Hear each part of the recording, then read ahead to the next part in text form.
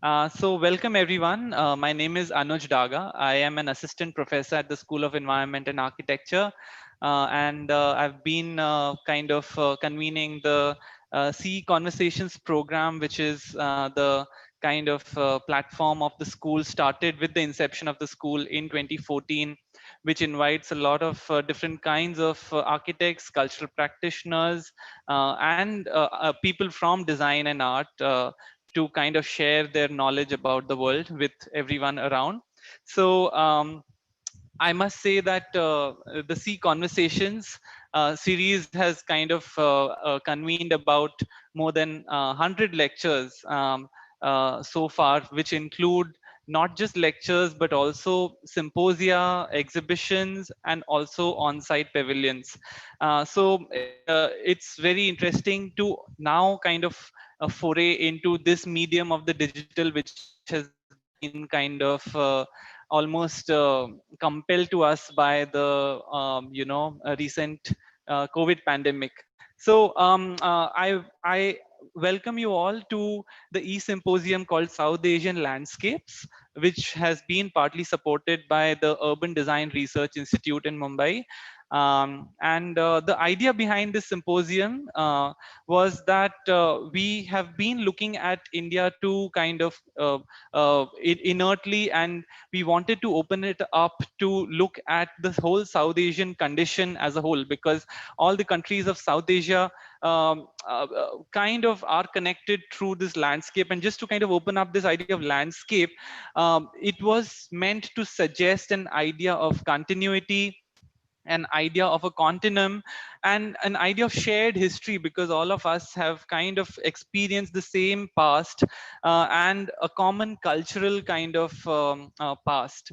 And that also includes colonization and distinct forms, and all the way till the contemporary, when we have very distinct forms of urban and architectural practices that are emerging in our region. So it was very important for us to kind of start looking at this whole South Asian belt as one single thing, rather than kind of looking at it as countries. And also the in order to do that one needs to kind of initiate a dialogue beyond the nationalistic boundaries, and that was and that we need to kind of build new partnerships, new conversations, and kind of also take advantage of new exchanges if institutionally. So we thought that it would be a great kind of opportunity to use this medium of the digital space, which we are forced in, or rather suspended in, to actually start doing that without being confined by the geographical difficulties that we face otherwise. So that was the whole idea behind the e-symposium, South Asian landscapes, which ties together um, the entire region. In this series we have 10 10 kind of talks from 5 different countries, of course, with India kind of being a silent interlocutor. We have invited practitioners, architects, urbanists, and artists from Nepal, Bangladesh, Sri Lanka, and Pakistan. Last Friday, we had our first kind of conversation, which was kind of given by Roshan Mishra, who is the director of Taragaon Museum in Kathmandu. And today we have a very interesting architectural practice, the Abari practice, and we have Nripal Adhikary from Kathmandu, who has kind of who is the founder of Abari Architects. So it's very interesting kind of a shift from the last week's presentation, where we opened in the sense of the archive, which we all kind of want to build, because without having an archive, or without having kind of dialogue, we cannot kind of start talking about the common futures and ways of intervening into the common futures of this kind of landscape. And now we are kind of transitioning into the built practice, or the specific kind of built practice, through looking at hello, yeah. through looking at a particular kind of practice, Abari, which has kind of done very interesting work in the recent past. So uh, I will give a very brief introduction to Nripal today, and then kind of hand over the mic to him. So just to kind of say that Nripal is the director of Abari. He has worked with bamboo and earth as construction material in more than 25 countries over the last 10 years. And when the earthquake of 2015 hit Nepal, all of his structures survived unscathed, including the 2 buildings that were built right near the epicenter. So this kind of gave a lot of confidence to the practice, and Ripal has been kind of experimenting with a lot of different types of buildings, build, build, trying to build a lot of different kinds of buildings in mud and bamboo. And I think he'll take us through, some of his experiments. Uh, Anuj, I think he's lost connection again. Okay, I'll complete my introduction and then we'll wait for him, right? So yeah, so he has been experimenting in mud and bamboo over the last 10 years, and that's the journey that he will take us on through his presentation today. So Nripal, if you're fine, we can proceed with your presentation. Yeah. Am I audible? Am I visible? Yes, yes, Nripal, we can hear you. You need to share your screen. Is it? Do you see it? Uh, I'm waiting for it to appear. Please, he wasn't what? Um, Share screen.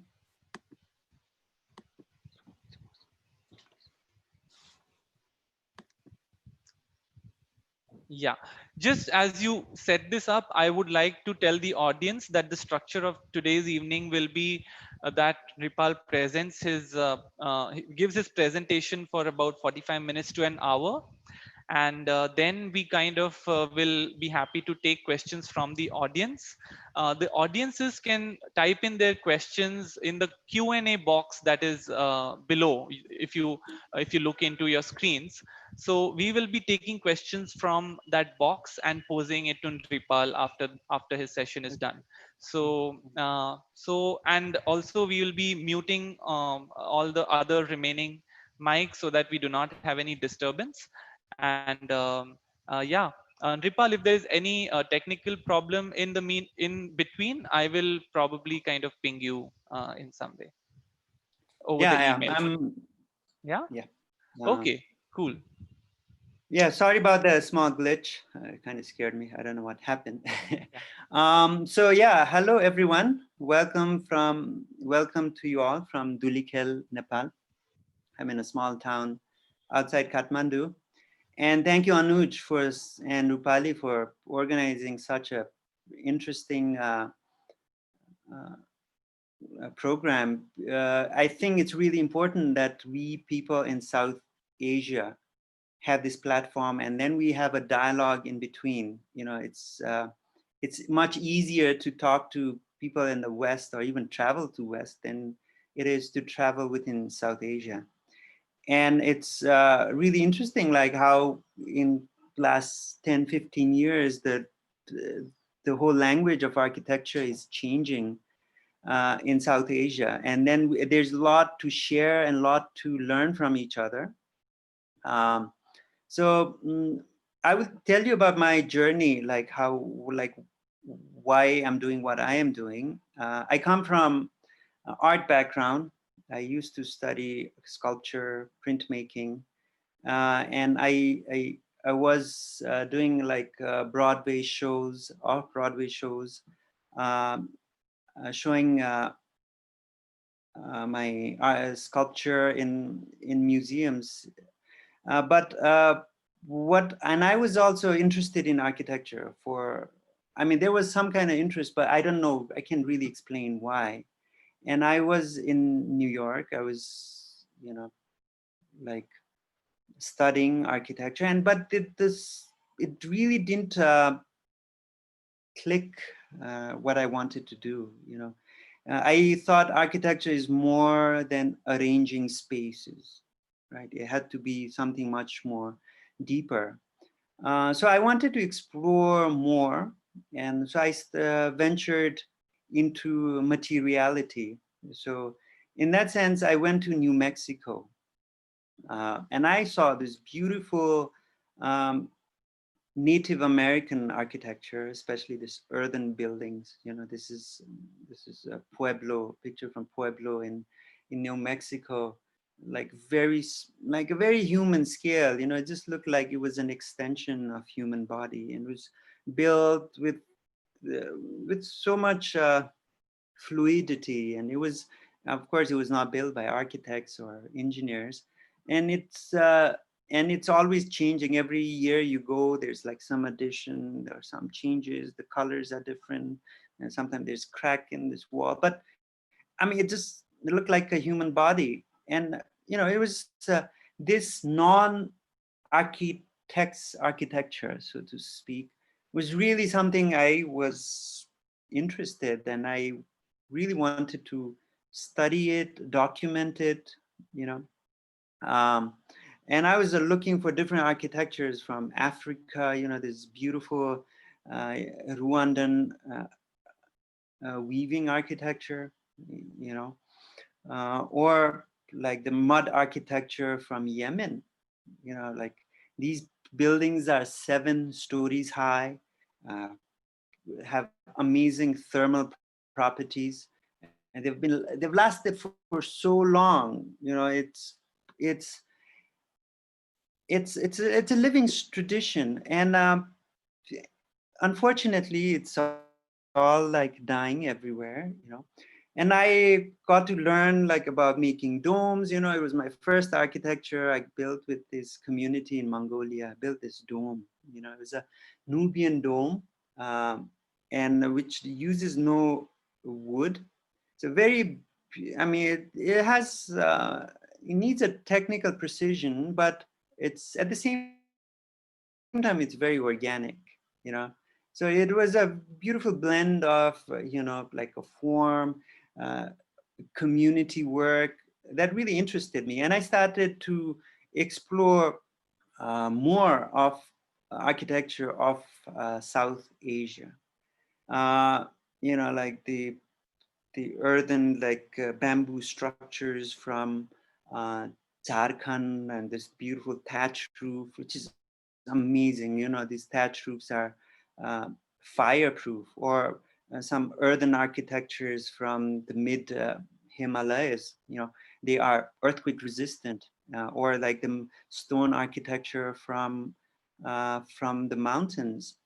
I mean, look at this beautiful architecture. This is, which is, as I learned and all this architecture, I found out it was the academia and the government, which is supposed to be providing shelter and supposed to ensure shelter to everyone, is in fact were the people undermining these architecture. Like, for example, this architecture, this from mountain architecture from Timal region. Like now it is illegal to make a house like this, because it doesn't meet the earthquakes proof standard, or you can't get wood because of government regulation. So instead of like promoting architecture, like our institutions are in fact undermining it, and I would say even criminalizing it. Like if you build an wood architecture, it's considered illegal, right? Or like look at this beautiful building in Mustang area. Like it has a beautiful vocabulary of these tying, this bracing together.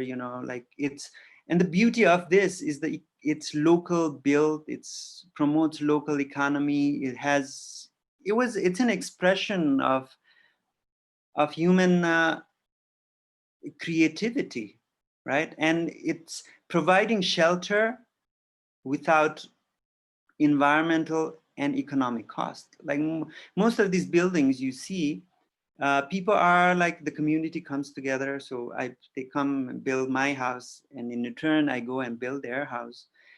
The materials are free, the stones everywhere. The wood is, you go to the forest, you cut down wood, and you build these houses. But unfortunately now, you can't do it. You don't get permission. You don't get wood. I mean, even though there is wood, you don't get it. It's considered unsustainable. While the same thinking says concrete is more sustainable, or like, they promote steel and concrete, while at the same time they undermine these amazing materials because they are considered unsustainable. So there's this house I was documenting. I love this house. It's every year, after monsoon, the house changes. It changes its form. It's as if like the time and space it's kind of merged together. Like the monsoon comes and like fades. It's made with like vegetable dye, so the paint washes off.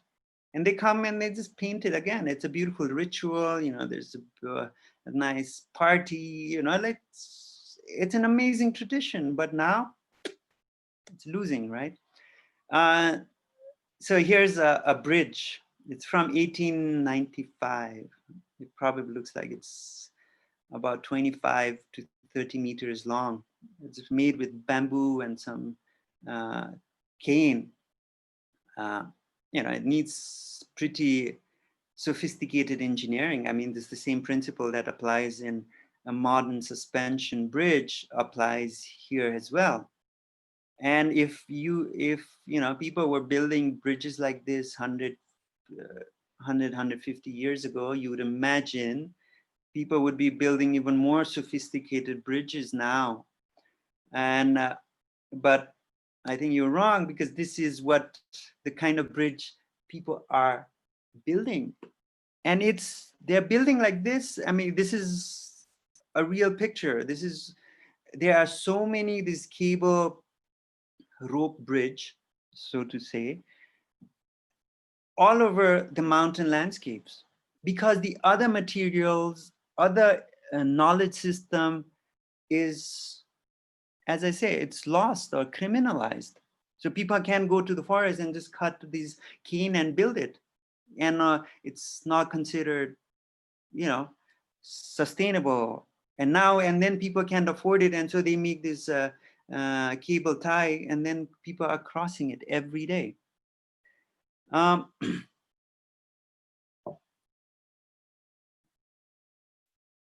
Yeah, here's a quick look at, because of the mountain geography of Nepal,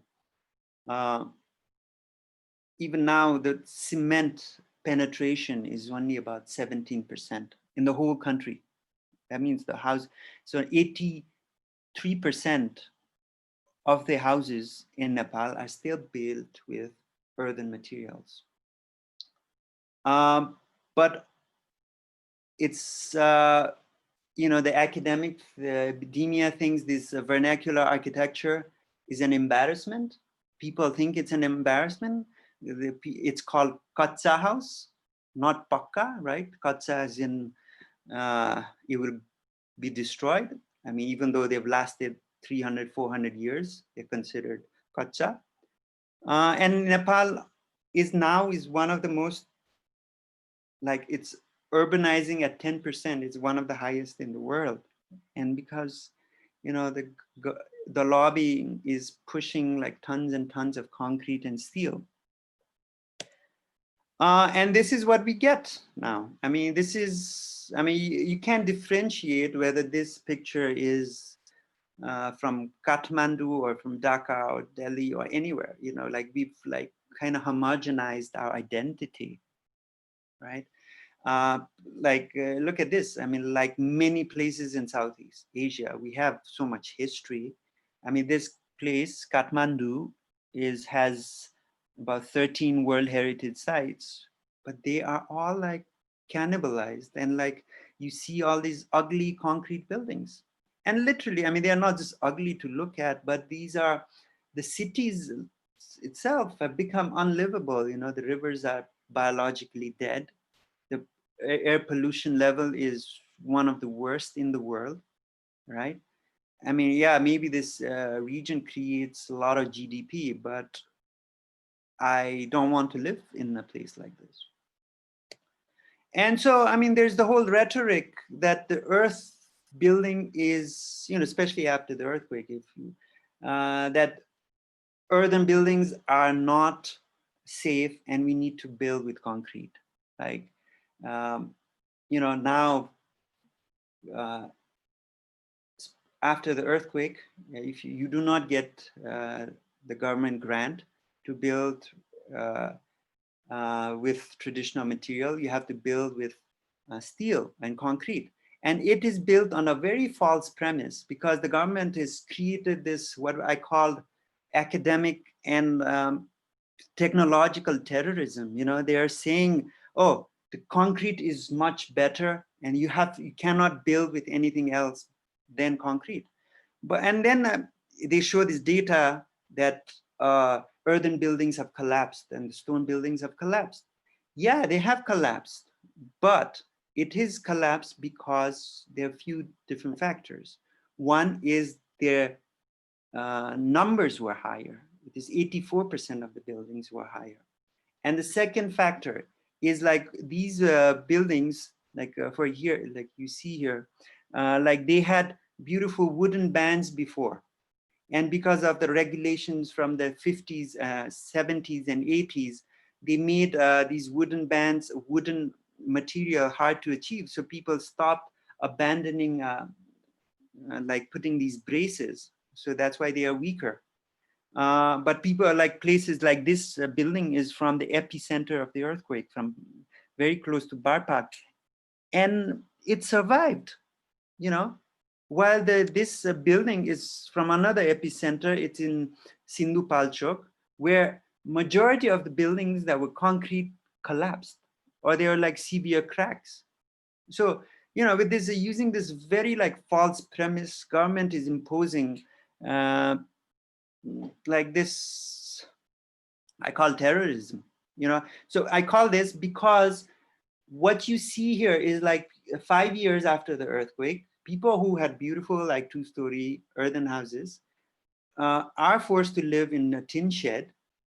And whoever managed to build are building like very low substandard concrete buildings. And the third is they have incurred so much debt. You know, like a traditional house would cost about before the earthquake 3 to 4 lakh rupees. But now you need about 15 to 20 lakh rupees to build the same size house by using traditional material. I mean, using conventional material like steel. I don't want to bore you. I don't want to sound very negative, but you know, like, so I like coming from this perspective, I was looking at, you know, what can we do? Like, you know, as young architects, can we, you know, can we celebrate our beautiful vernacular architecture? You know, I didn't think that we were in the business of building houses for a lot of people, because people are capable of building their own houses, you know, if you give them resources, right? But maybe we can use, you know, like make a dialogue on why this is happening, why like the earthen architecture or the traditional architecture are getting bad names, right? So how do we reanalyze, reevaluate this, and so, and encourage the vernacular traditions that we have in our countries? And so my interest was in public buildings, because as we saw, like people are capable of building their own houses. You know, they can build, they don't need academics, they don't need technicians, they don't need designers, they can do it. But maybe for modern, more contemporary structures, which wasn't used before, like schools or hospitals, which needs a bigger span structure and which doesn't have the public funding, I mean, the local funding, maybe those areas I thought we could intervene and make some beautiful public spaces. So my interest was in building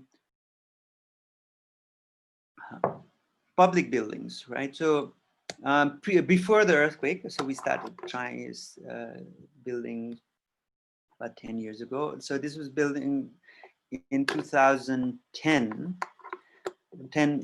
and so it was a public hall using bamboo, local bamboo. So we just brought this together, and we added a few like elements, of modern materials like concrete to make those foundation joints and to create the damp-proof barrier.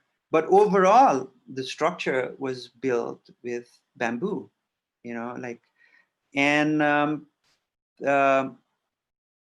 and then there's this building, which is a public school, as we all know, like the public schools in South Asia, it's pretty uninspiring, like they're built with concrete blocks, CGI roof, a metal truss.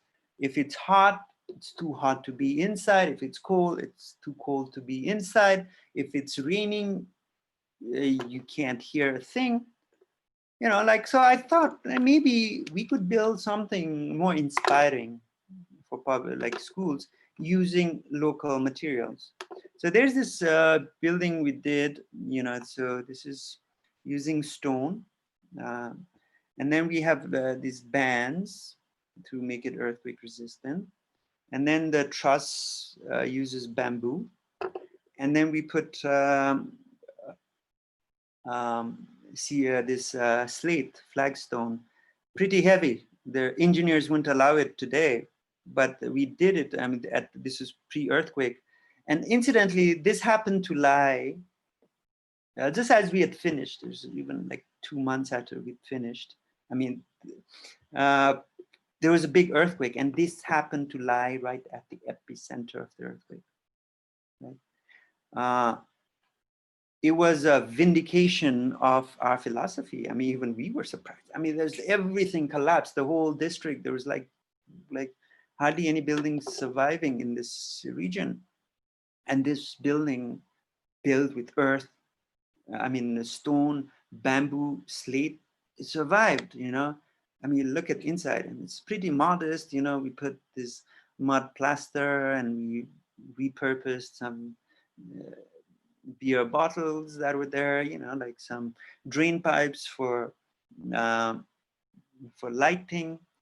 I mean, it's a very nice school to be in, and at the same time, it's safe, it's inspiring, and the cost is, compared to steel classrooms, it's a little bit more, but not so much.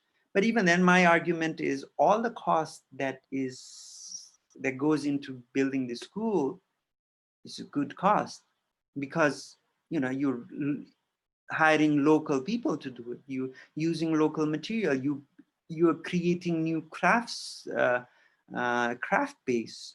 So it's all good skills. It's good cause. And so what happened after that is like, oh, it was all of a sudden we started becoming famous, because people, like before we were like, oh, these are young people trying to do some interesting stuff, but they were like not taking us seriously. But then, yeah, we had this school, and so we thought, okay, we'll do.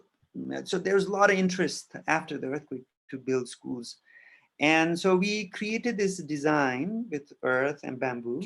So we took a typical typology of a school, like this rectangular box and gable roof, but try to make it more inspiring, more livable, so to speak.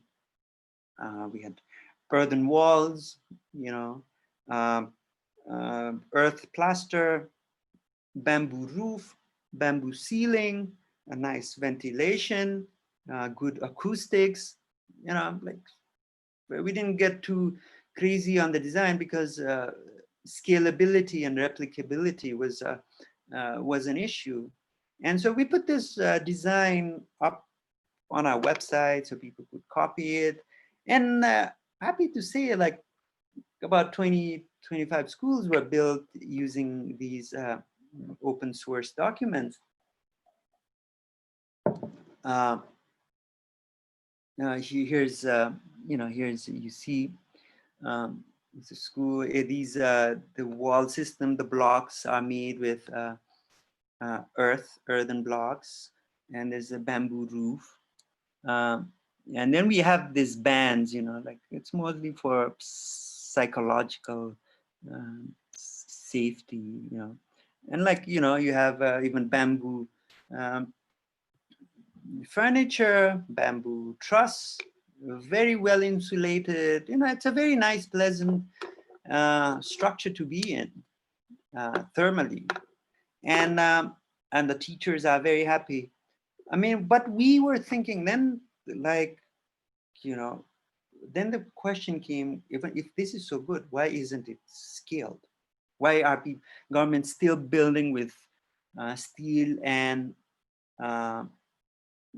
concrete blocks? And it's because, I mean, there's like, if you look at these bricks, it's earthen bricks. It's fairly simple. All you need to do is dig some earth, sieve it, put it in a compressed CEV machine, and then you have a brick. And I mean, literally, it's like not more than 2 or 3 processes. But then you have these burnt bricks, which have more than 10 or 15 processes. You need to sieve the earth, make bricks, then bake it, and then you need coal that needs to come from India, and then you need to make these big kilns. I mean, there's so many processes, but still that industry is much cheaper because it uses almost slave-like conditions. People are paid like nothing. They're working like slaves, and it's subsidized. And there's a big lobbying industry. And so it's like we, like small people, cannot compete with this big industry. So unfortunately, it's not been able to scale as much as we'd like. But yeah, I mean, look at this machine. It was so simple. Like, you just put earth in this hopper, you sieve it. Like, women were building these by themselves.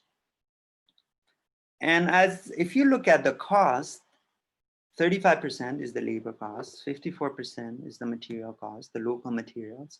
So about 89% of the cost is staying locally, right? It's only 11% where you need to buy some steel and concrete for the foundation and the bands. And like, I think it makes so much sense. So yeah, so as I said, my interest was making public buildings. So school was there, so I think we did our part. We put all the designs open source, put it online, people copied it. There was like so many downloads. It was great. And then we got to build a public library right inside in Kathmandu. It was a big a vindication again. Because earth and bamboo building right in the center of Kathmandu, to put books. It's crazy. It's like 10 years ago we wouldn't have been able to even think of this. So it's like, like people needs this, seeing is believing. Like these the earthquake, I mean, it brought some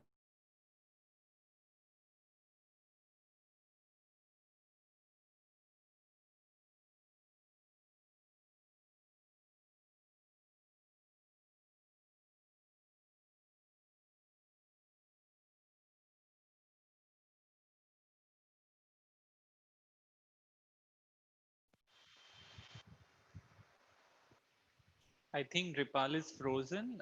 We'll try to get him back in a bit.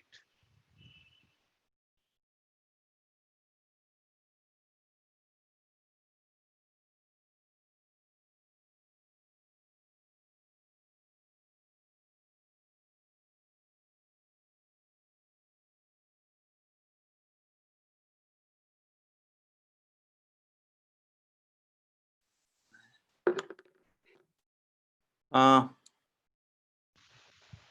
Yeah, hi I Nripal. know. Yes, Yeah, yeah. yes. Sorry, You sorry. can continue with your slides. Yeah. Okay. So yeah, so some steel joints to make more than connect more than two or more pieces. Here's the interior. Here what it looks from outside. So yeah, it's so I think people are receptive if you give them options, you know. So that was a big lesson we learned from this, you know. And then we continue building schools, because that's where our passion and heart lies. Here's this another school we just finished. This is in Phuket. Uses earthen walls, local earth, you know, just put it in place and ram it, and then uh, you know, it's got big open spaces. There's a lot of play spaces in between. A very lightweight bamboo floor on the second floor, a well insulated roof. Uh, I see all these colors. It's part of the ramming process. I mean, it's very nice to and pleasant to be inside, you know. The point is why, like, so look at the inside, you know, because high ceiling, and then we have these steel I-beams. So because of the span, it's about 8 meters wide. So we've used some reinforcement. So the point is, if we use our vernacular language, we can solve like our modern problems. It's easily, and we can create a beautiful narrative in the process, you know. I'll just go through a few different, different angles. This is, we also do houses. And also today I'll focus more on our public projects. Yeah, after the earthquake, we were, you know, we give them people the tools, we gave them the material. And like, this is a house for a single mom using earth and bamboo, you know, it's like it's locally done. Like the cost, or the only cost that's involved is the labor cost. And here, it's the labor have to come from another district. But if the economy of scale is to be applied, the cost will go down and the scalability will happen. But it's not just about technical solution. You know, the government has to come in and kind of encourage it and not subsidize the other industry. And so this is another building we're doing. This is a 2-story wattle and daub house. And here, you know, these buildings would all, about 60% of the craftspeople are women. And, you know, like people, we usually think construction is a very masculine industry. And it is, you know, I think the modern industry is, because you need to use all these big chainsaws and, like, you know, vibrators and like big machines. But when you're working with these local materials, you are using like chisels. The sound in the construction side is pretty pleasant, you know, like tick, tick, tick, tick, tick, like ramming, plastering, people laughing. Um, and that's how it was. It's always been, and it's only last 10-15 years in the name of modernity that kind of we've lost this skills.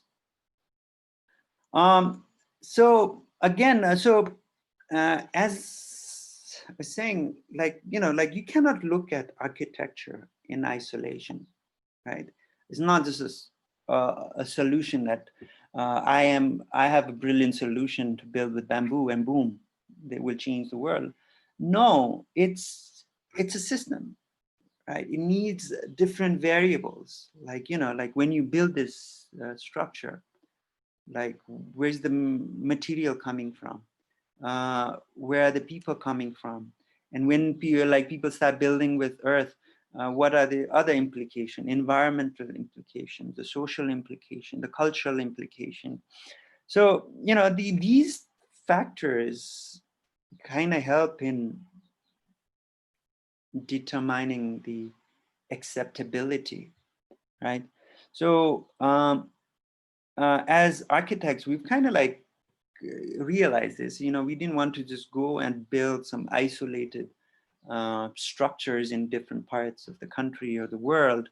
We wanted to create a story. We wanted to create a narrative. So, and these days we're working mostly in one district in Chitwan, the south of Kathmandu, and it's you know, this is so this is the area. If you zoom in from the top, it's got a lot of political baggage also, you know, in the 50s, 60s, government, it used to be sal forest before, and Tharu communities and other Chepang communities used to live here. And so the government said, okay, we need wood, you know, we need to cut wood to supply to the British while they were making the railroads. So they started chopping all the wood. And then and then there was an American project where they wanted to show modern agriculture. So they started spraying DDT and literally made this land into almost a desert, right? And so all these people have the Tharu people like forcefully, like by force, you know, like through bullets and stuff. And they were forced out of this community and they were placed in another housing district. And there's so much spraying of chemicals. Before it was DDT, and then now it's urea and all the toxic chemicals. And the lands become barren. And the flood happens every year, you know. And so we were thinking, okay, can we do something here? So we've been working with Chepang people and seeing like how we can create an alternative model where, you know, people can use their own resources to create their own shelter, their own, what we call in Nepali, gas, bas, kapas. Gas is like food, bas is bas, I mean like shelter, and kapas is clothing. We even added one more thing, is mobility. That's also important. So can we create an economy using bamboo? Because unfortunately, wood is criminalized. We can't use wood, even though there's tons of wood in certain national park protected area where communities were living for hundreds of years. Now they are kicked out and they can't use that area. They can't use their resources. So we are working with them to create a new system. Let's say this is an experiment. So this is a picture about 10 years ago. Here you see all the sand part. This is a small river. The river's gone astray because there's no trees. And then there's big flood. You can see how this whole area is damaged. There's all this white part is sand deposits. And then we started planting bamboo. Here you see, in 3 years, this is what you have. And in 5 years, boom, like you just zoom into this area, it grows. I mean, nature is so regenerative, right? Nature is regenerative. So with this concept, so we're trying to see, like, can we build a regenerative economy? You know, like, can we build beautiful architecture, beautiful economy, beautiful like organic forest, organic food system?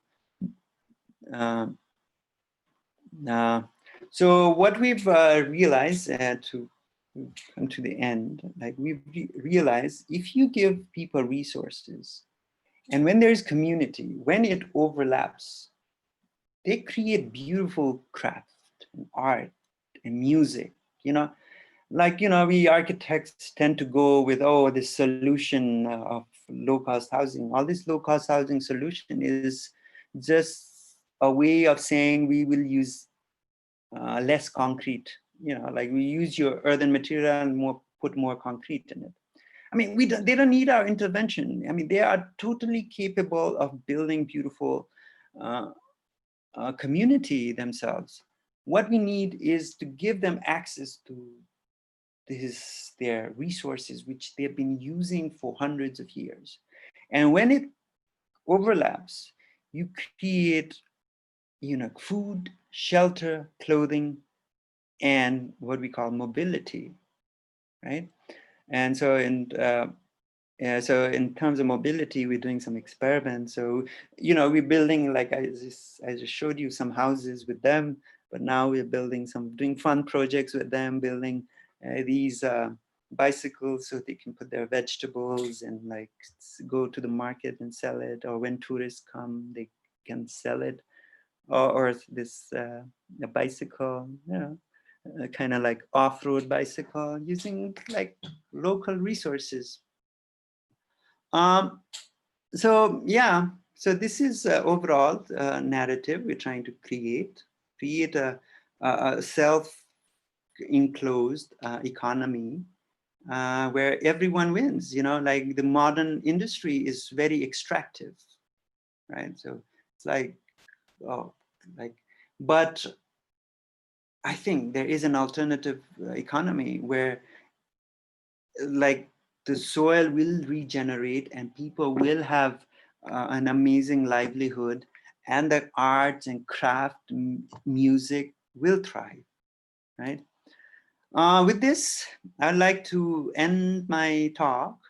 It's kind of weird to talk virtually because I don't even know who am I talking to. But yeah, I hope people are listening, and it was some help for you. Thank you. Thank you, Nripal. Yeah, I know completely that talking to a kind of blank screen can get very disorienting. So, but you know, we have all been kind of trying to get used to it. But thank you so much for taking us through, you know, your journey of your practice, and of course, like in the meanwhile that kind of we reflect on this presentation, I would ask the audiences to keep posting their questions. But before we go into these questions, I, you know, Nripal, when I was kind of looking through your presentation and what you were talking about, there's always this kind of very big tension between that we pose, or that we kind of automatically get suspended into, which is between the vernacular and the modern, you know. Mhm. And we make both of these the function of time. And what I mean by that is that you know, that the vernacular is something that was the past, and the modern is something that is the present, or what we should come to. But I want to kind of make a distinction in this kind of understanding, that vernacular I think is a function of space, and it simply means to build to build from things that are locally available to you within your vicinity.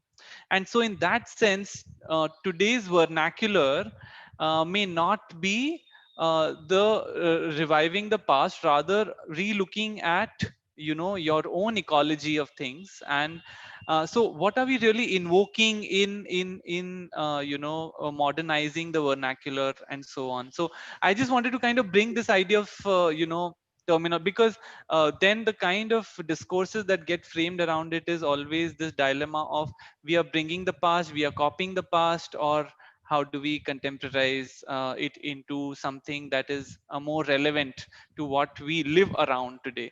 Because vernacular was also kind of practice of living with the nature, you know, and using the materials of and from the nature to build your own environment. So I just want to kind of open it up to you to kind of reflect upon together. Yeah, I mean, if you look at the term vernacular, it comes from the word verna, Yeah. It's actually a Sanskrit word. Yeah. Varna means color. Yeah. So basically, it means like your own color, like the color of your area, right? Yeah. It's a beautiful term. It doesn't mean past, Hmm. right? It doesn't mean, it's not a very restrictive term. Actually, I find modernity a restrictive term. It's a mod it's a construct. It's a Western construct. It's like, Yeah. okay, it's like, because the West is, for the West, there has always been uh, like, the past has been an embarrassment, Hmm. you know Yeah.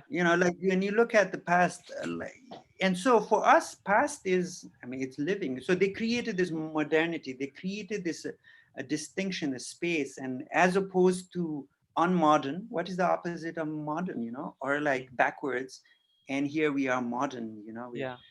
but yeah, and then this construct we have given it, Yeah. it's imposed on us, Hmm. right? I mean, so vernacular doesn't mean like, oh, just using bamboo. It can even be cement or something, right? But it's, Yeah. how do you give color? How Yeah. do you, like, what's your expression? And that's how I see it. Interesting. And the fact that you kind of brought the etymology of Varna, I also vernacular. I remembered that certain art historians have also argued that why they dislike the term vernacular, because Varna, like you rightly said, means color, and color also specified a caste. And therefore, the vernacular architecture for a very long time was seen as something that was associated with a lower caste, and that's why the image of vernacular is always seen in opposition to the modern, you know Yeah. and which is a very kind of misled construct that we have, because like you listed out a lot of features that vernacular is associated with the kacha house. Vernacular is not a desirable image to have for the present. Vernacular is also not permanent in that sense. So all these things automatically start kind of getting associated with the image of the vernacular, and this further pushes our orientation to the vernacular as a nostalgic kind of past, rather than kind of making it more and more contemporary through practice itself. So, and also I was thinking all this while that, is the notion of vernacular a kind of a matter of constant debate only in the global south context, or in the South Asian context, or in the developing and underdeveloped economies? Because I don't know how, like for example, I've like just while you were presenting, I was thinking that uh, Japan kind of has this continuum of building practice where they've been forever using their traditional practice, but whenever they kind of put together something, it is always modern in some sense, to Exactly. kind of be Exactly. very reductive about it. But how is it that we kind of always work through this strange opposition between the vernacular and the modern? So that is something I was wondering, that is it like a South Asian thing, or is it like a colonial kind of truncation? Because it is the colonial kind of building methods which almost stopped us from seriously looking or continuing the building practice that was already going on in our region. So is it a colonial condition? What do you think, with all this kind of argumentation around the vernacular and the modern? I mean, I think it's, yeah, it's in South Asia, especially. I see this, like, uh, we still have the colonized mentality, Hmm. like like whatever we have is backwards, like, and we've internalized this. Our Yeah. education system has internalized it. And so, it's not them, but it's us who have imposed this narrative. It's Yeah. constantly repeated, like, oh, and it's been made, like, architecture is a very powerful medium. Like, for everyone, like, going up an economic ladder means moving out of this architectural imagery, right? Yeah. Yeah. And Yeah. so I have a lot of people who go like, wow, I love your houses, especially like people like from lower economic background, but they're like, I really love this house, but what will my neighbors think? Hmm. If I Mm, live yeah. in Yeah. this Yeah. house. Yes. what will my neighbors think? Yeah. So it's like many times I tell, like, it's when we talk about construction, it is it is not a technical problem. Mm, Technically it's easy, mm, like people come and ask me, oh, what is the composition of rammed earth? I'm like, that is the most, like, the last problem. mm, Like, problem is, it's perceptional mm, problem, right? It's mm. like, so we've created this image that it is bad, like when the bamboo house will not last, or it's like Yeah. it doesn't represent our Yeah. modern, Right. aspiration. Yeah, somehow people think that inhabiting the bamboo structures take them back in time, and that's a very Exactly. strange kind of thing that we have to get rid of completely. And that kind of brings me to another query that I've been thinking, that um, can like, how do we kind of bring people in power to believe in the confidence of bamboo? Like, how do we build confidence or institutionalize the use of bamboo as a construction material? Like, are there any other practices that are kind of joining hands within probably Nepal, in order to integrate it within the academia, within any institutional kind of structures through which, people see value in this kind of practice? It's slowly growing. It's seeing is believing. So whenever I approach architecture, I didn't want to see it as, oh, I'm building like a poor low cost housing, because that gives a bad name, right? There's housing, there's no poor housing or low cost housing. It's like, Yeah. so if you say, if you say this is Harvard for the poor, nobody will go Mm, there, right? It's like, so mm, so what I wanted to do was create a poetry, mm, with the material. It's mm, like, mm, seeing is believing. So that's been, I think, kind of successful. When we right. first went, you tell them like how beautiful it is.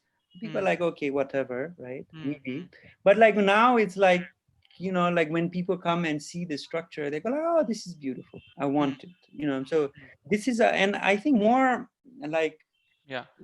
uh, trend makers and like adopt this, Yeah. it But will slowly percolate into the masses. yeah, so you're saying that it's you are trying it by simply demonstrating it to people by building the building itself. But have you ever thought of kind of are there any other initiatives which are exposing other young upcoming architects in Nepal to look into this more seriously as a matter of research? Or is there more research being planned in this direction of sustainable materials like these, and more what new technologies can be thought about in this direction? Is there any initiative like that in your part of the region? Actually, yeah, I mean, like, architecture is such a teamwork. You can, it's not like I'm creating art that I can do on my own, right? Mhm. So so we've been like training a lot of people, Yeah. and it's usually like, I always say like the education is the barrier to creativity. It's it's so a lot of people who are like come from like after like going through degree, they are like, oh my god, how is this possible, can you not like. But people who don't have degree, they're like, oh, this is great, let me try Mm, this is, they are more open. mm, So yeah, we've trained a lot of people, and but they are mostly people like who come from crafts background, like yeah. the people who are uneducated, Yeah. so to say.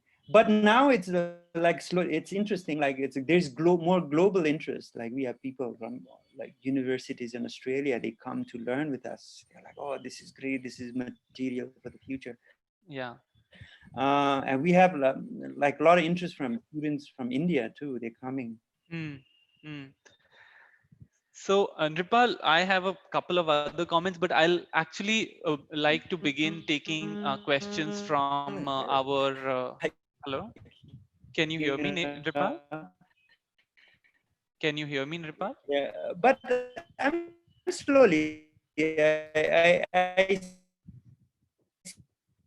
you. Hello? Hello?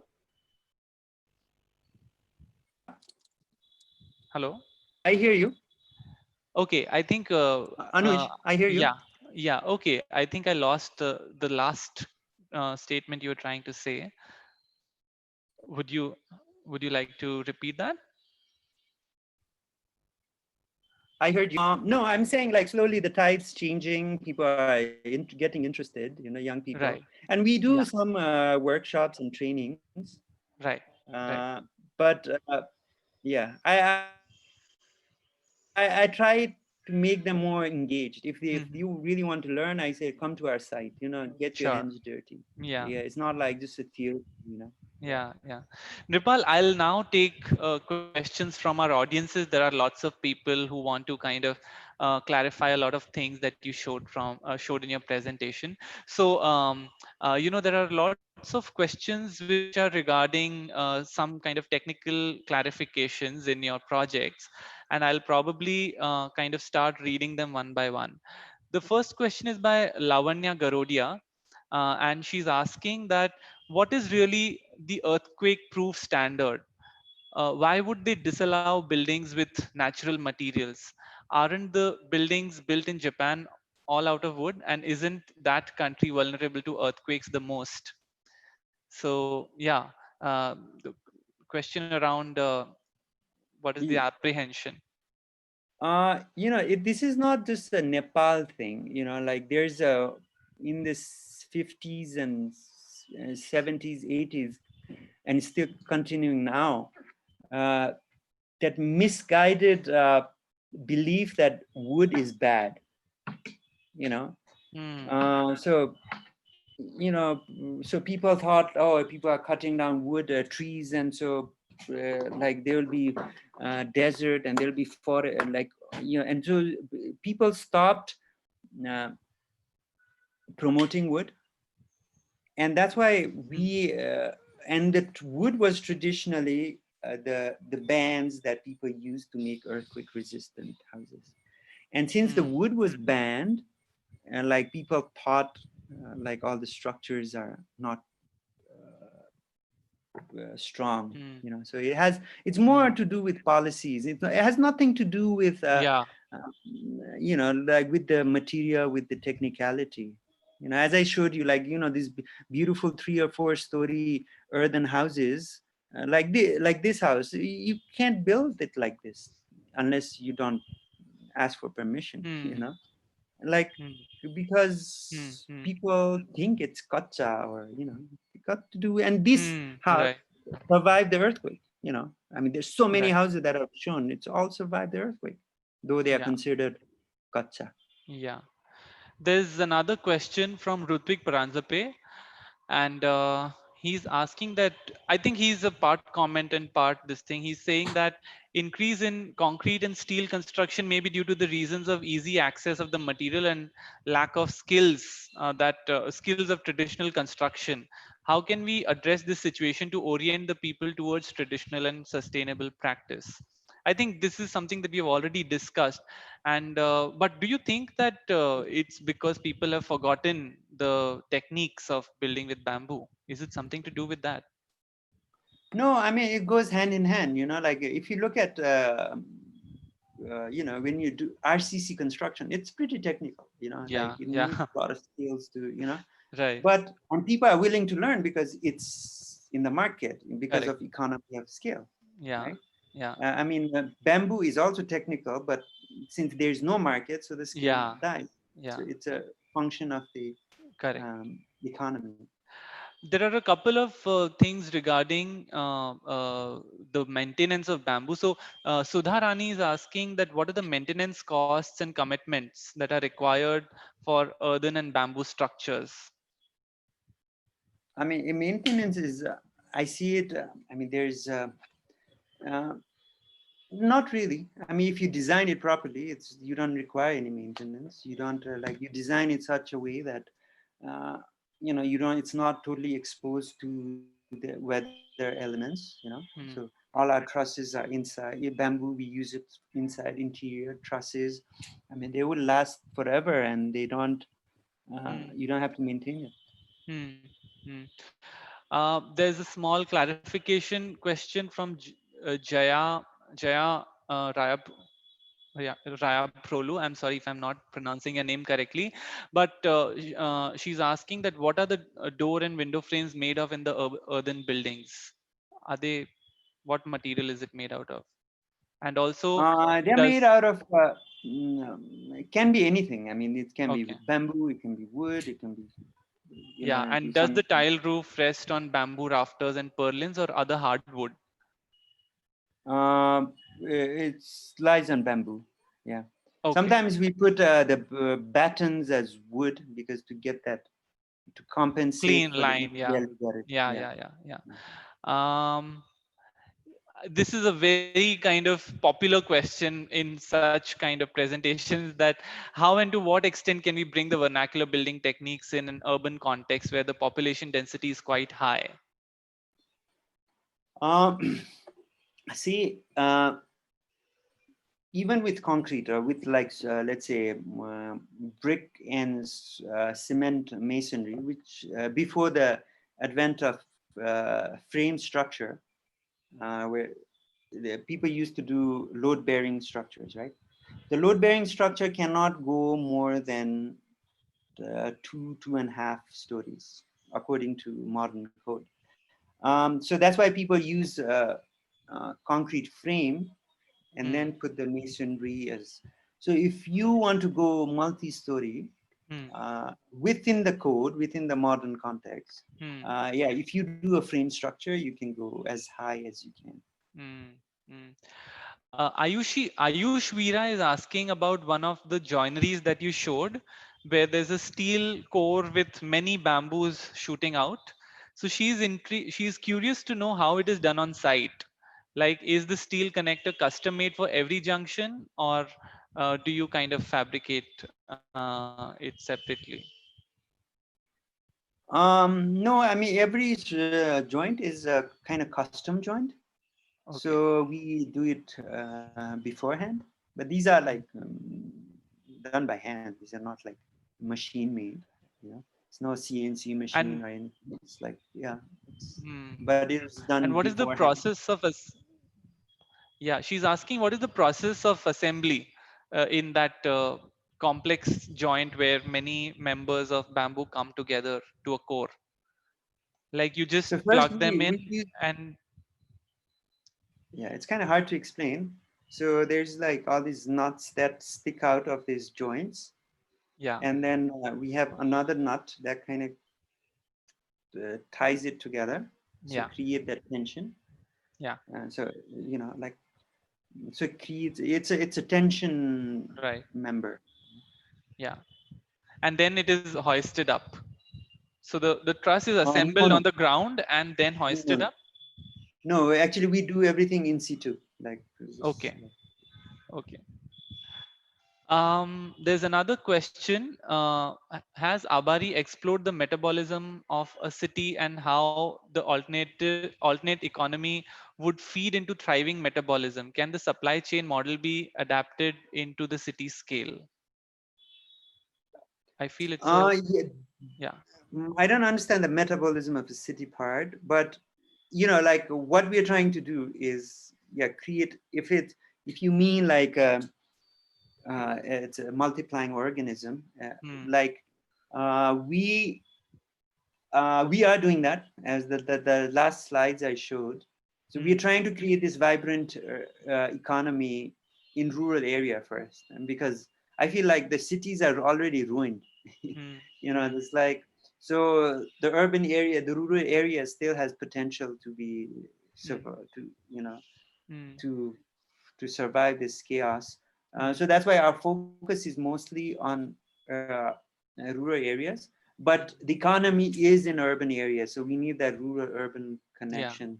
hmm, So what we're doing is now we are trying to so these communities will make rooftop gardening, with bamboo, yeah, and so put it in urban context. So that's we're trying to foray yeah. into that. Let's see what happens.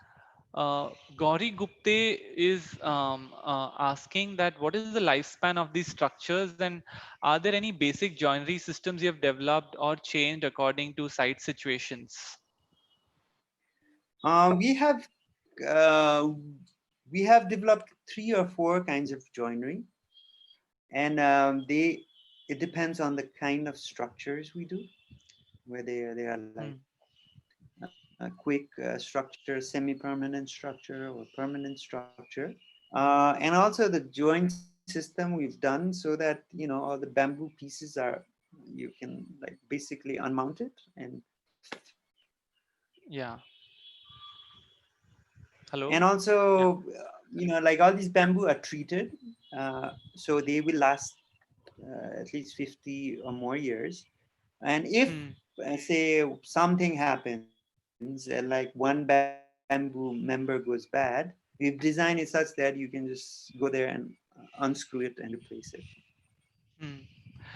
There are 2 or 3 questions regarding the treatment of bamboo. Like, does it involve the use of chemicals or foreign kind of materials, or is there any local technique of treating bamboo also? So it requires chemical, but it's not toxic chemical. It's just borate, which is naturally occurring salt. Hmm. So it's found in the, like when the like lakes dry in the high plateaus, the residue is borate. We use that for treatment. There are local alternatives also. It's because like bamboo goes bad because it has a lot of sugar in it, a lot of starch. Yeah. So, so if you just soak it in water for long enough, Hmm.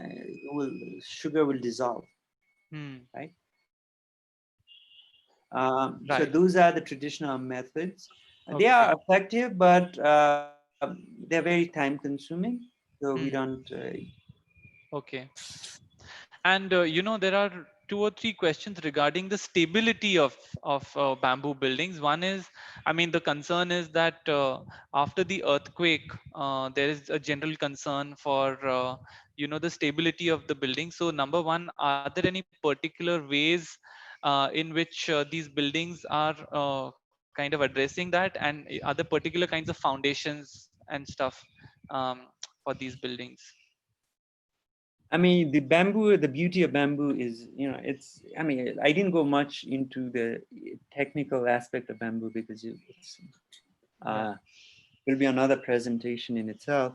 But bamboo it's a very ductile material. Hmm. So basically, bamboo is collections of tubes. Hmm. These are like small tubes. Hmm. So these are composite structure where like a lot of tubes are like, hold together. And so, tubes are in any construction the one of the most strongest structure. So these are Hmm. like bundle of tubes. So Hmm. what it does is it creates a very uh, elastic material. So say if there's an earthquake, the building will sway, right? Yeah. It's like Sorry. it's like a wall made of truss made of springs. Hmm. Yeah. Uh, Yeah, uh, it's like, yeah, made of spring. So hmm. it just kind of shakes and comes back to Right. shape. Right. So it's flexible, you're saying, and then it can take the lateral tension. Yeah, Yeah. Uh, we go have we have lateral tension, but in terms of compression, yeah. Hi. Sorry, in Nripal. also in terms of compression, that if you go, Hmm. sorry, So you were you go freezing, so ahead. I Sorry. was no, you're freezing, so I was not able to judge whether you have stopped talking or I've lost you. So sorry, if you wanted to complete your thought, please go ahead. Yeah, also like laterally is very strong, and also Yeah, because it has longitudinal fibers. So any load that yeah, goes along the fiber, it's really strong. Like we yeah, did a test of of one of our joints, this pull-out Yeah. test, like it Yeah. will take up to 3 tons of weight. It's very strong. Wow. There's another question from Professor Yashwant Pitkar, and he was wanting to know a little more about the growing of bamboo, the project that you showed. Was it done locally or was it done with the help of the government? It's a local initiative. Okay. Yeah. But Okay. now, like other organizations are kind of joining, but it was a local initiative. Yeah, and a follow-up question to that is by Solomon Benjamin, and he's asking that do you have any extensive negotiations with the local government at village and towns to enter this approach, like accessing bamboo, the one panchayats, or for forests, woods, and stones? Is there any problems accessing, procuring bamboo? I mean, there's a lot of, especially wood is almost impossible, right? Bamboo is, since we are working inside national park, it's kind of difficult.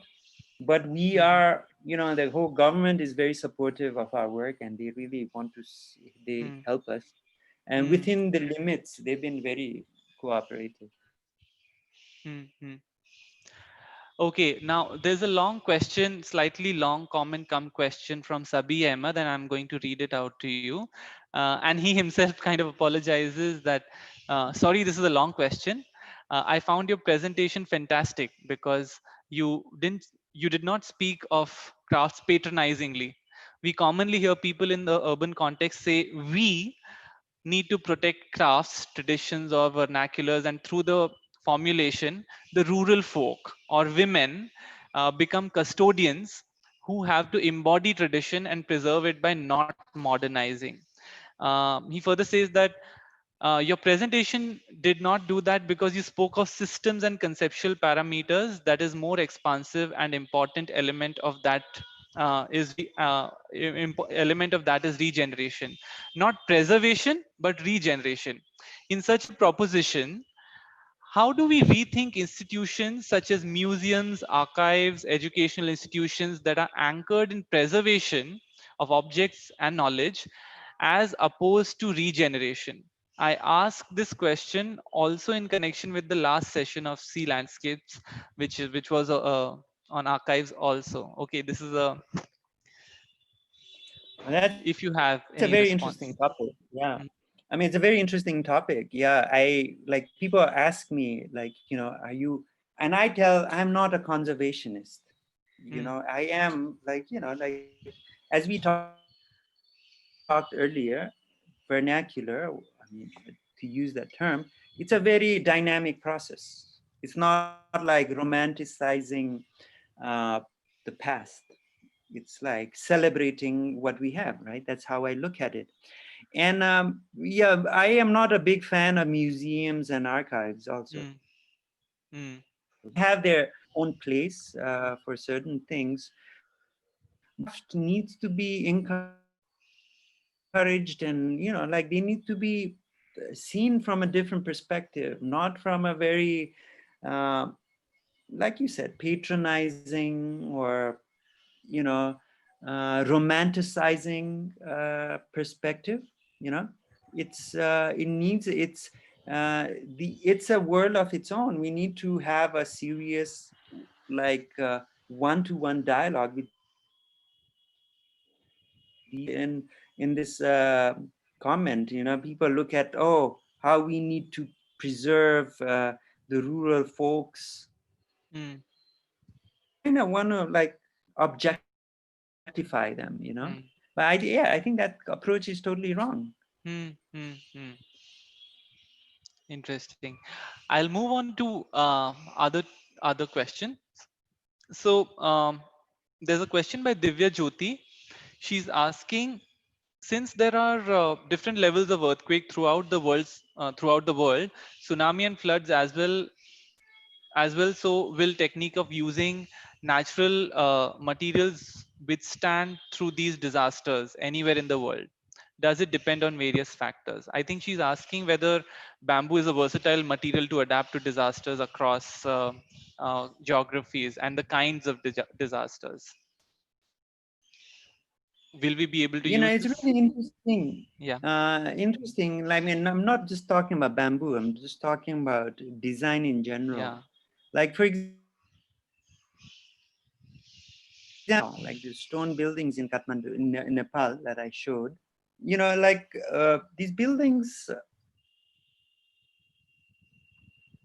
their gable ends kind of collapsed. That was the first thing that collapsed.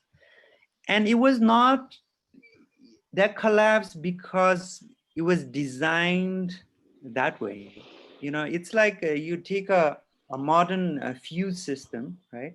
If there's a short circuit, the fuse goes off because it's kind of dissipating the energy.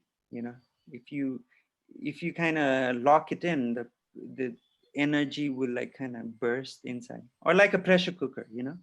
You have this valve when there's too much pressure, that breaks loose. So these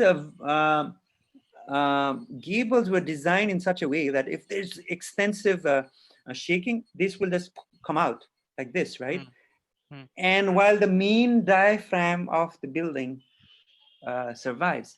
I mean, it's a brilliant engineering, right? So they didn't think of like, tying it all together with like steel, because you don't have materials. But like, yeah, the design with this ductility in mind, okay. If the earthquake comes, this walls will collapse, but at least our main structure would stay safe. Yeah. I mean, like in our last earthquake, it was pretty big, but if you look at the casualty, it was pretty minimal because the buildings were designed in such a Yeah. way. Yeah. They keep the room for play in that kind of Yeah. scenario. Yeah. Yeah. So, Uh, like, to answer Divya's question, it's like, so it depends on situation. Like the local artisans have, they are pretty smart. I don't think I have solution for like tsunami and floods and everything, but if you work with the local artisans, the solution is there. People yeah. been in this earth for hundreds of years. They've coped many Yeah. hazards. There is a question from Harsh Desai. He's asking, what would you suggest is the way for young graduates from an urban area like Mumbai and having a working class background to practice in a non-industrial practice? How does one go about building a practice while having a primary focus of survival as well as in an urban economy?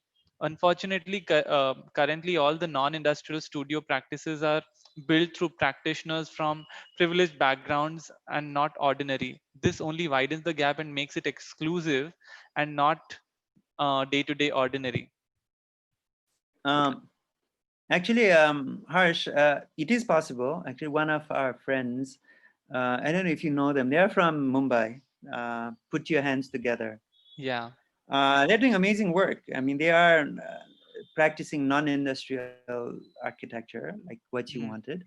I mean, it's always, when you are in this field, it's not, you don't make money like immediately, or, or even in future. Mm. But it's, you do it out of passion and like, but they're doing like some really interesting work. I mean, they had a bit of a struggle in the beginning, like we did, but they're doing pretty good. And about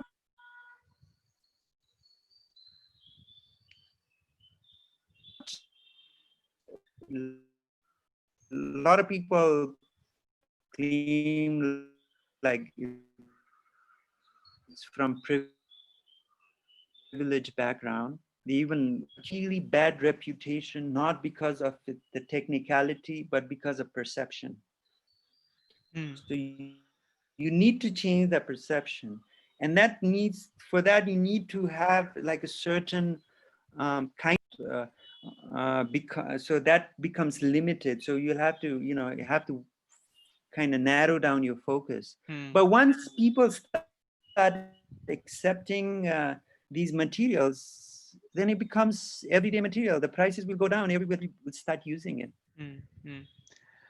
Yeah, I think the remaining questions are primarily about, the future of this material, how it will be useful to the industry, how accepting is the market of this material, and also what are the research directions in this material. So if you want to kind of generally, respond to these instead of kind of one by one, that'll be better.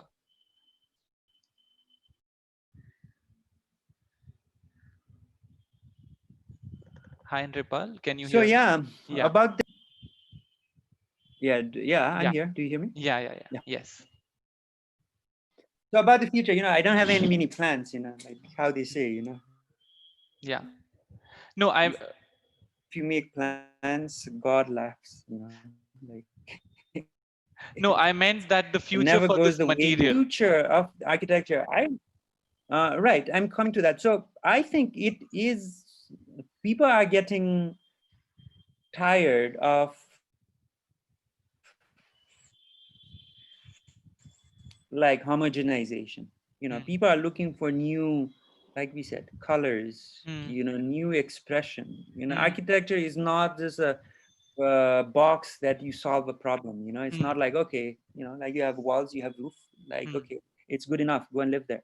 mm, So it is, so people are asking questions, and I see there's like two separate movement, like opposing movements.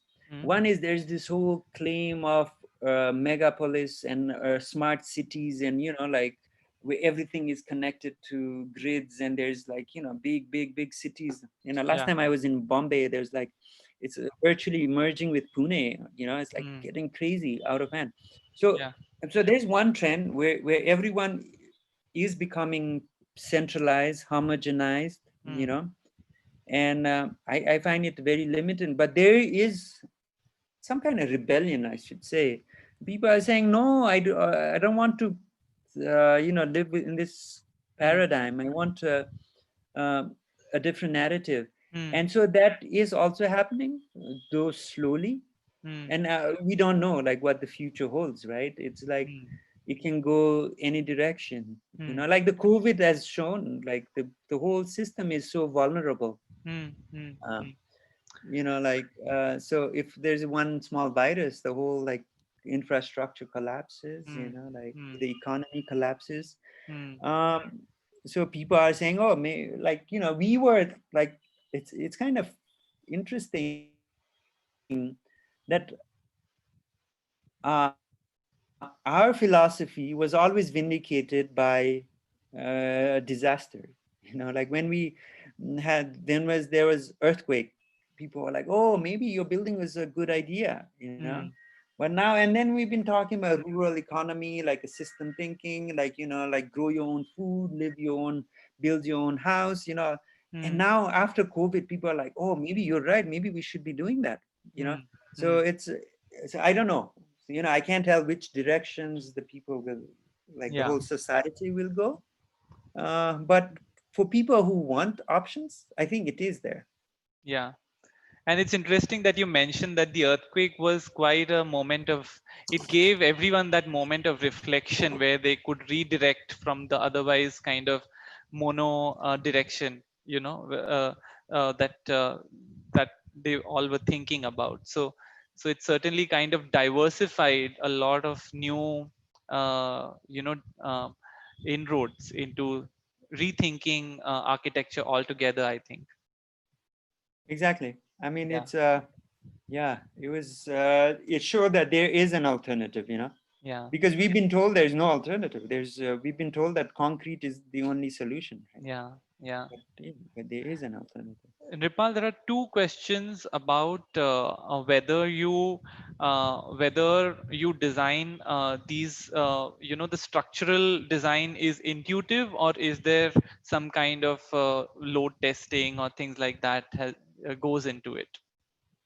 It's both. Actually, it is, yeah, because, like we are working with homogeneous material, Mm, right? It is not, so it needs, I mean, we're not working with homogeneous material. mm, We're working with heterogeneous material. Every bamboo has a different property. mm, So we need to think differently. You know, you can't, it's not a way, we cannot use the reductionist sign saying like, okay, use, you know, take a small piece. This is the modulus of elasticity. This is its compressive strength. And then you build a bigger structure out of this. Hmm. So no, it needs a, you know, like the conventional thinking will not work here. Hmm. Hmm. We Hmm. need to use, we use a lot of geometry. Hmm. Actually, like we derive our space from geometry, you know, like we go like, Hmm. you know, like, okay, it's mostly rule of thumb also, like, okay, does this structure look stable, you know, like, does it need Hmm. cross bracing? So it Hmm. has both. It has, we're trying to use some digital platforms also, but Hmm. it's difficult. I mean, some, but we don't totally rely on it. We make models, we do, there's been a lot of experience, you know, Hmm. we do like what they call hyperstructure, you Okay. know, like there's a lot of redundancy in our Hmm. building, in like structure. So Hmm. if one structure collapses, there's something else to hold it to. Okay. Okay. Cool. So it's kind of a mixture of both that you're saying goes into Right. the final design. Okay, I think we have kind of exhausted our questions. Rupali, if you're here, would you like to add or comment on anything? Uh, Sorry, yeah, I've just lost a little bit of this conversation, but yeah. got on in the end, I think, in the questions. But I think what is really important, and I think that's something that we've been discussing so far, that I mean, I want to sort of sum up just this whole sort of discussion, that I think one of the things that is important, and I think this COVID has allowed us to come together, to really sort of come together to talk about what, our practices from the South. And this is also a conversation that we've been having, that in some ways a lot of our own knowledge structures, are sort of deeply embedded in sort of colonial knowledge structures, where we think of ideas of permanence, and the ideas of you know uh, uh, resistance in many ways. And those are sort of knowledge structures that have come from very colonial practices, which we have almost sort of internalized.